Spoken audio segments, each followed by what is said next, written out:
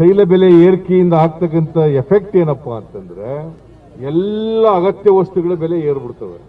ಅಡಿಗೆ ಎಣ್ಣೆ ಇರ್ಬೋದು, ದವಸ ಧಾನ್ಯಗಳಿರ್ಬೋದು, ತರಕಾರಿ ಇರ್ಬೋದು, ಹಣ್ಣಿರ್ಬೋದು, ರೈತರು ಕೊಂಡ್ಕೊಳ್ತಕ್ಕಂಥ ಪದಾರ್ಥಗಳಿರ್ಬೋದು, ಸಿಮೆಂಟ್ ಕಬ್ಬಣ ಇರ್ಬೋದು, ಇವೆಲ್ಲ ಬೆಲೆಗಳು ಕೂಡ ಏರ್ಕೊಂಡು ಹೋಗ್ಬಿಡ್ತವೆ. ಹೇಗೆ ಸಾಮಾನ್ಯ ಜನ ಜೀವನ ಮಾಡೋದು ಹೇಗೆ? ಊಟಕ್ಕಿಲ್ಲ ಇವತ್ತು ಅಂತ ಪರಿಸ್ಥಿತಿ ನಿರ್ಮಾಣ ಆಗಿದೆ.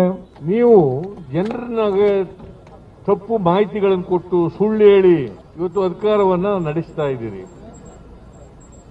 ನಿಮಗೆ ಅಧಿಕಾರದಲ್ಲಿ ಇರಲಿಕ್ಕೆ ಯಾವ ಯೋಗ್ಯತೆನೂ ಕೂಡ ಇಲ್ಲ. ಪೆಟ್ರೋಲ್ ಮೇಲಿದ್ದಂತ ಅಡಿಷನಲ್ ಎಕ್ಸೈಸ್ ಡ್ಯೂಟಿ, ರಾಜ್ಯ ಸರ್ಕಾರ ಪೆಟ್ರೋಲ್ ಮೇಲೆ ಸೇಲ್ ಟ್ಯಾಕ್ಸ್ 35%, ಡೀಸೆಲ್ ಮೇಲೆ 24%, ಮೂಲ ಬೆಲೆ 35-36 ರೂಪಾಯಿ, ಟ್ಯಾಕ್ಸು 60ರಿಂದ 65 ರೂಪಾಯಿ. ನಾಚಿಕೆ ಆಗಲ್ವೇನ್ರಿ ನಿಮಗೆ? ಜನರ ರಕ್ತ ಇರ್ತಾ ಇದ್ದೀರಲ್ಲ, ನಾಚಿಕೆ ಆಗಲ್ಲ? ನಾಚಿಕೆ ಆಗಲ್ವೇನ್ರಿ ನಿಮಗೆ? ಜನರ ರಕ್ತ ಇರ್ತಾ ಇದ್ದೀರಲ್ಲ, ನಾಚಿಕೆ ಆಗಲ್ಲ?